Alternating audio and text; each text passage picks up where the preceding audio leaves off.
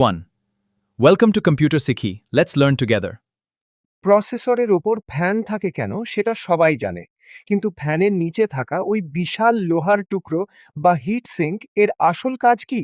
চলুন কথা না বাড়িয়ে সরাসরি জেনে নিই এর ম্যাজিক। প্রসেসরের তাপ। প্রসেসর যখন খুব ফাস্ট কাজ করে তখন এর ভেতরে প্রচুর বিদ্যুৎ চলাচল করে এবং এটি আগুনের মতো গরম হয়ে যায় প্রায় 100 ডিগ্রি।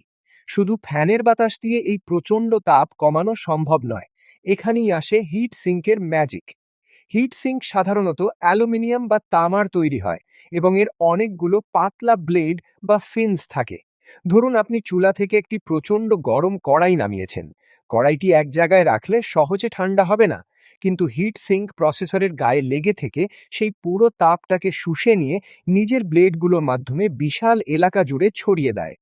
কুলিং ফ্যান বা ফ্যান এরপর কাজ শুরু করে কুলিং ফ্যান। হিট সিঙ্কের ব্লেডগুলো যখন গরম হয়ে যায়, ফ্যান তখন খুব স্পিডে বাতাস দিয়ে সেই ছড়িয়ে পড়া তাপটাকে মুহূর্তের মধ্যে উড়িয়ে পিসির বাইরে বের করে দেয়।